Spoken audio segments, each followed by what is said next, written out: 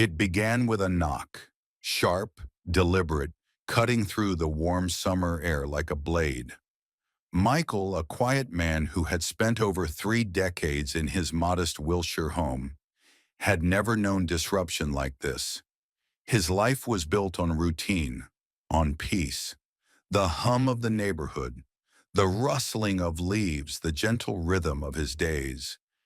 It was all he had ever needed. As he made his way to the door, his mind sifted through possibilities. A neighbor, perhaps, a delivery he had forgotten about. But when he pulled the door open and found two uniformed officers standing before him, their faces unreadable, his stomach tightened. "We're here to investigate a disturbance," one of them stated, clipboard in hand. Michael's heart clenched. A disturbance? From him? The thought was absurd.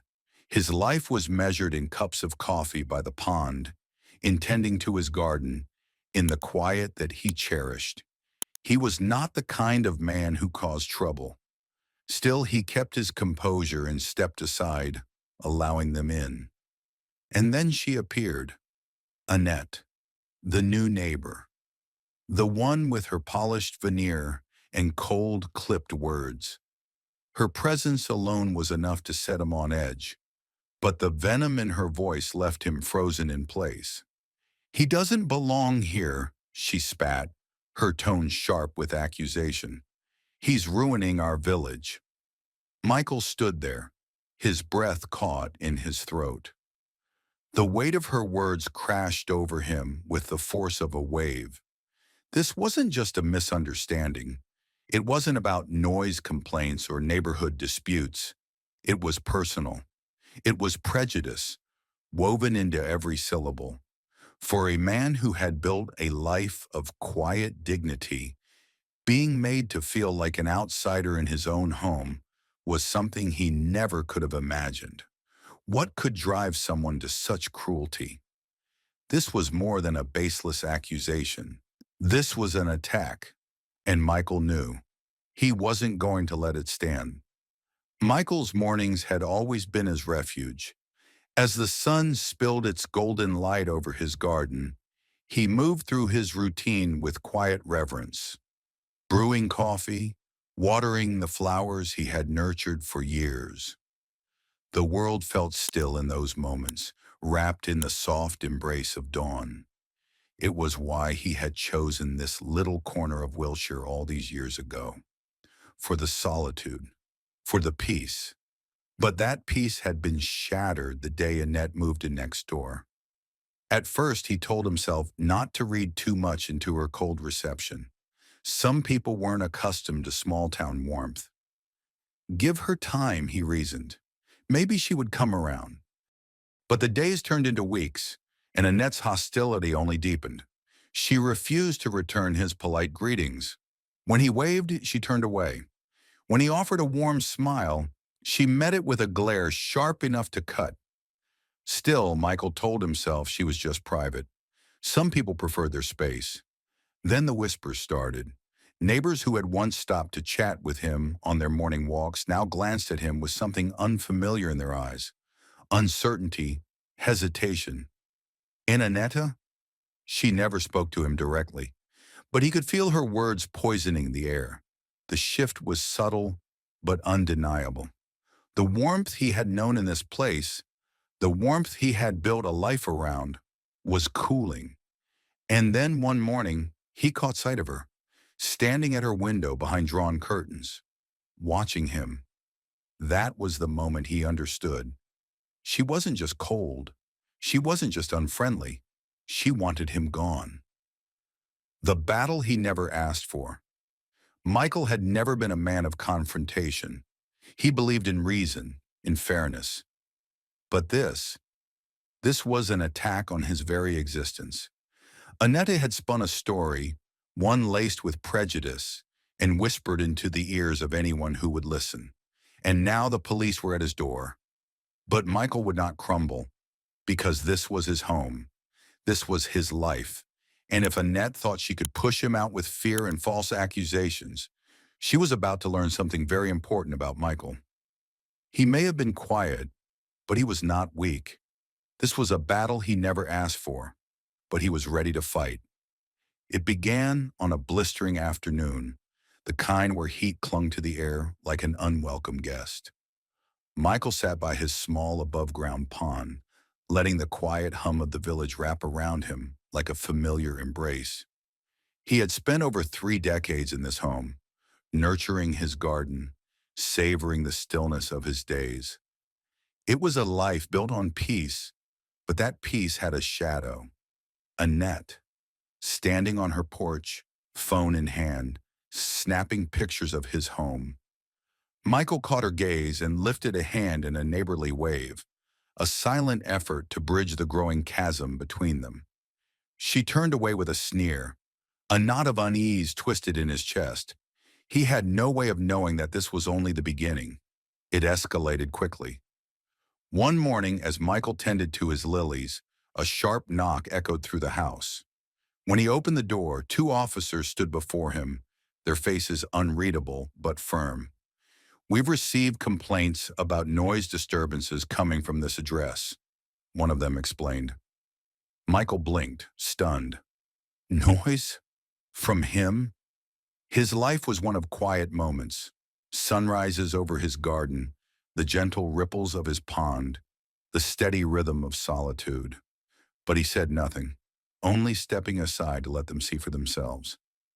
His house silent, his backyard untouched except for the flowers swaying in the breeze. As the officers left, realization settled in like a stone in his stomach. This wasn't a mistake. This was a campaign. And as if to confirm his darkest suspicions, Annette appeared at the edge of her property, arms crossed, voice thick with malice. "He doesn't belong here," she declared, loud enough for the officers and half the village to hear. "He's a drifter, pretending to fit in. This village deserves better." Michael's breath caught. It wasn't just an insult. It was an accusation that cut to the core of who he was. For 3 decades, he had built a home here, woven himself into the quiet fabric of the community. And now in a single moment, he was being cast out, painted as an outsider in the place he had loved for most of his life. He clenched his fists, forcing his voice to remain steady. "I've lived here for 30 years, he said, his words measured but firm. "This is my home." But Annette wasn't finished, and Michael knew this was far from over. In the weeks that followed, the attacks came swiftly, like a tide he couldn't hold back. At the grocery store, familiar faces turned away from him. Conversations that once felt warm now felt cold. Whispers followed him down the aisles, words he wasn't meant to hear. And then came the posters, pasted to lampposts, shop windows, and community boards, grainy photos of him in his garden, paired with damning words. "Does this man make you feel safe? Demand a safer neighborhood." Michael stared at them, his chest tightening. This wasn't just slander. This was an erasure of everything he had built. His garden, once a sanctuary, now felt like a stage, a place where Annette performed her vendetta for the village to see. Every moment outside, every step he took, felt watched. For the first time in his life, he felt like a stranger in his own home. And yet, through the despair, something inside him hardened. "She won't win," he whispered to himself, clutching a mug of tea with trembling hands. "I won't let her take this from me." Michael knew he couldn't fight this battle alone. And then, like a beacon in the storm, support began to emerge. Mrs. Bennett, his elderly neighbor, leaned over the fence one evening, her eyes sharp with defiance. "That woman is delusional," she scoffed. "We all know who you are, Michael. She's the outsider here." Mr. Singh, the shopkeeper, offered something even more valuable: evidence. His security camera, angled just enough to catch Michael's property, had recorded everything. Annette trespassing, Annette peering into his windows, Annette snapping branches from his lilies, staging her accusations. Armed with footage, witness statements, and a resolve he hadn't known he possessed, Michael consulted a solicitor. The legal process was daunting, but he poured everything into it: his frustration, his exhaustion, his fight for the truth. And then, the moment of reckoning arrived. Annette, once so smug, now stood in the courthouse, her face pale as the evidence was laid bare. The CCTV footage, the false police reports, the witnesses who stood one by one to tell the truth. Her defense crumbled. And when the magistrate spoke, it was with finality. This is harassment, and it stops now. Annette was issued an antisocial behavior order. She was forbidden from approaching Michael, from continuing her campaign of lies. She was ordered to pay damages, a small but symbolic victory. For the first time in weeks, Michael felt like he could breathe again. The shift was immediate. Annette, once so powerful in her influence, became a pariah. The villagers who had once believed her lies now turned their backs, embarrassed by their own complicity. One by one, the posters disappeared, torn down by her own hands, under the watchful gaze of the constables. Michael stood in his garden, watching her, not with malice, not with revenge, with quiet satisfaction. The scars of her cruelty remained, but so did he, and that was what mattered.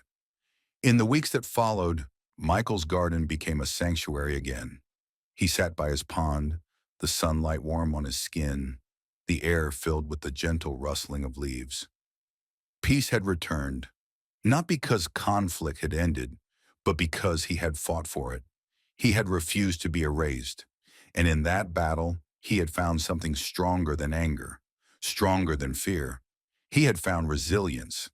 As the sun dipped below the horizon, he lifted a glass, toasting the quiet beauty of his life. "This is my home," he said softly, the words no longer a defense, but a truth. And for the first time in weeks, that truth felt unshakable.